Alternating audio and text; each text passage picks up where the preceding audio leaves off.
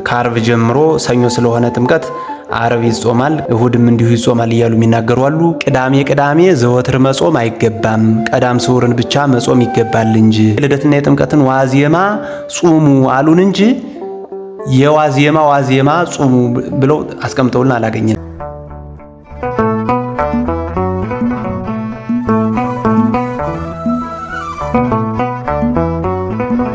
በስመ አብ ወወልድ ወመንፈስ ቅዱስ አሐዱ አምላክ አሜን። ኦርቶዶክሳውያን እንደምን ሰነበታችሁ? እንኳን ለ2018 ዓመተ ምህረት የጥምቀት በዓል በሰላም አደረሳችሁ።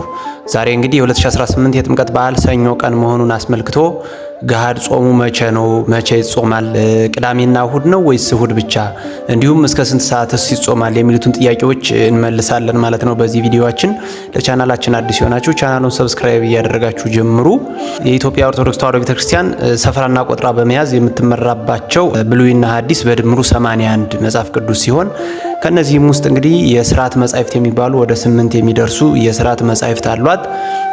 ከነዚህም መካከል መጽሐፈ ትእዛዝ አንደኛ፣ ሁለተኛ መጽሐፈ ግጽው፣ ሶስተኛ መጽሐፈ ሥርዓተ ጽዮን፣ እንዲሁም አራተኛ መጽሐፈ አብጥሊስ፣ መጽሐፈ ዲድስቅልያ፣ መጽሐፈ ቀሌምንጦስ፣ መጽሐፈ ኪዳን ቀዳማዊ እንዲሁም ስምንተኛ ደግሞ መጽሐፈ ኪዳን ካልዕ ወይም መጽሐፈ ኪዳን ሁለተኛ የሚባሉ የሥርዓት መጻሕፍቶች አሏት።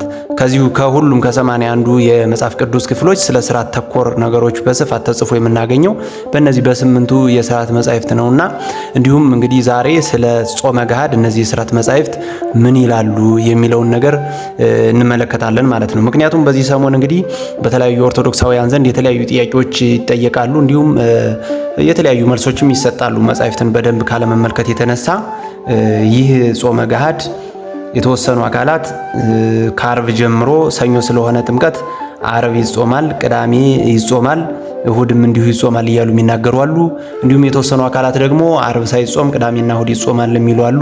እንዲሁም የተወሰኑ አካላት ደግሞ እሁድ ብቻ ይጾማል የሚል ምላሽን የሚሰጡ አካላት ስላሉ ዛሬ የቤተክርስቲያናችን የሥርዓት መጻሕፍቶች ምን ይላሉ ከዚህ አንጻር የሚለውን እንመለከታለን ማለት ነው።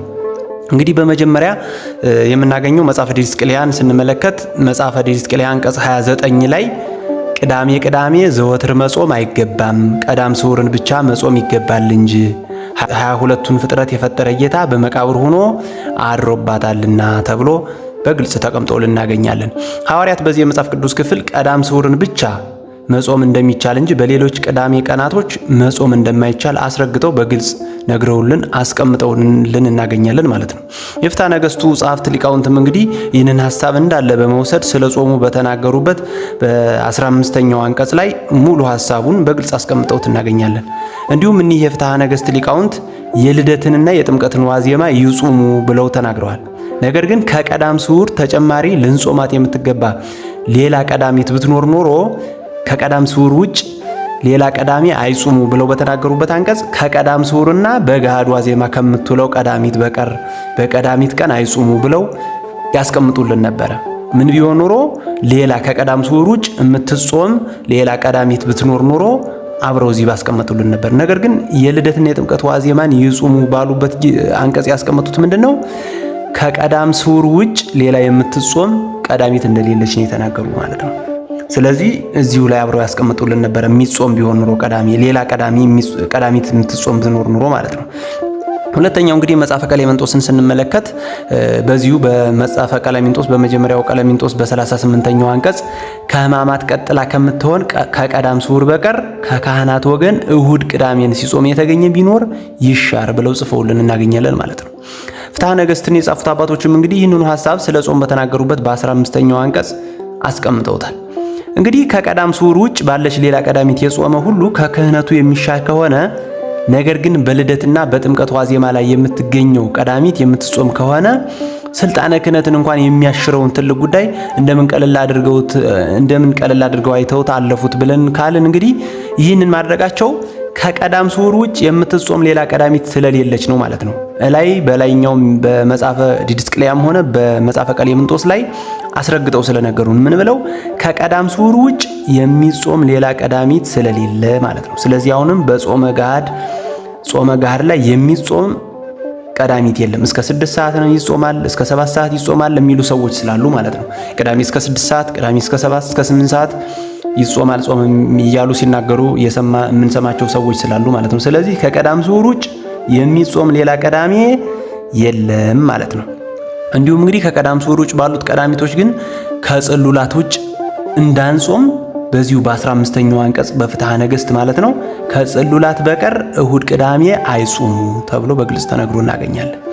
የገሃድንም ጾም አስመልክተው እንግዲህ የልደትና የጥምቀትን ዋዜማ ጾሙ አሉን እንጂ ዋዜማ ጾሙ ብለው አስቀምጠውልን አላገኘንም። ይሄኛው ደግሞ ምንድነው አሁን በዚህ ሰሞን የሰማነው ቅዳሜ ይጾማል፣ ዓርብ ይጾማል የሚሉ አካላት ትክክል አይደሉም ማለት ነው። ስርዓት አይደለም። የስርዓት መጽሐፋችን ፍትሐ ነገሥት ያስቀመጠው የልደትና የጥምቀትን ዋዜማ ይላል እንጂ የዋዜማ ጾሙ አላለም ማለት ነው። የዋዜማ ቅዳሜ ነው።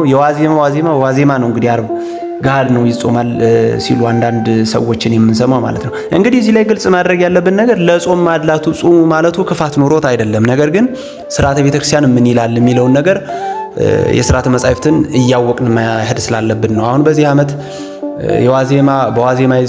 ዋዜማ ይጾማል ብለን ተናግረን ለጾም ብለን ተናግረን ብንሄድ ይህ ነገር እንደ ልማድ ይሆንና እንደ ስርዓት እየተቆጠረ ተለምዶ የስርዓት መጽሐፉ የሚለው ሌላ ሆኖ እኛ ግን ሌላ ስርዓት ይዘን እንዳንሄድ የስርዓት መጽሐፉ ምን ይላል የሚለውን ለማወቅ ያክል ነው እንጂ ጾም ጉዳት ስላለው አይደለም እንደዚህ እየተናገርን ያለ ነው ማለት ነው። ስለዚህ የገሃድንም ጾም አስመልክተው እንግዲህ የልደትንና የጥምቀትን ዋዜማ ጾሙ ብለዋል እንጂ ዋዜማ ጾሙ ስላልተባለ መጾም የሚችለው ማን ነው? ዋዜማው ላይ ያለ ቀን ብቻ ነው ማለት ነው። የጥር 10ሩንም እንግዲህ ስንክሳሩን ስንመለከተው የልደትና የጥምቀት በዓል ሰኞ ቀን ቢሆን በሰንበት ቀን ይጾሙ ዘንድ አይቻልም፣ ነገር ግን ጥሉላትን ከመብላት ይጠበቁ ብሎ ግልጽ አድርጎ አስቀምጦልናል። የጥርን እንግዲህ ጥር 10 የሚነበበውን ስንክሳር ሁላችንም ሄደን መመልከት እንችላለን ማለት ነው።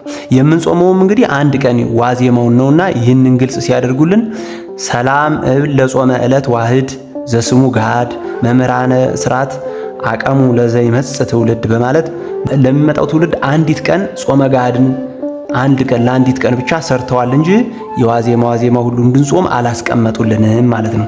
ሲጀመርም በዚሁ በጥር 10 ስንክሳር እንደተቀመጠ የገሃድ ጾም መሰረታዊ ዓላማው ምንድነው? ልደትና ጥምቀት ዓርብና ረቡዕ ላይ ቢሆን በእነዚህ ታላላቅ በዓላት ፍጹም የሆነ ተድላና ደስታን እናደርግ ዘንድ እንጂ ማዘንና መጾም እንዳይገባን የዚያን ለውጥ ነው እንግዲህ በዋዜማው እንድንጾም ያዘዙ።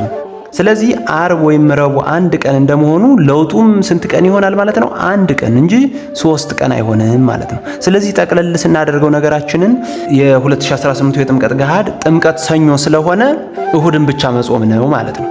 ለምን?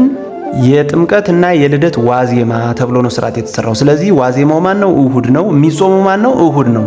ይህም ጾም እንግዲህ ምንድነው? የፍስክ ምግቦችን ማለትም እንቁላልን፣ ስጋንና የመሳሰሉትን ምግቦች የፍስክ የሚባሉ ምግቦችን መከልከል ብቻ ነው ማለት ነው ጾሙ። ዋዜማ ተብሎ ከዓርብ ጀምሮ 3 ቀን መጾም እና እንዲሁም ቅዳሜ መጾም የሚባሉ ነገሮችም ስርዓት አይደሉም፣ ከስርዓት ውጭ ናቸው ማለት ነው። በቀጣይ ቪዲዮ እስከምንገናኝ ቸር ሰንብቱ።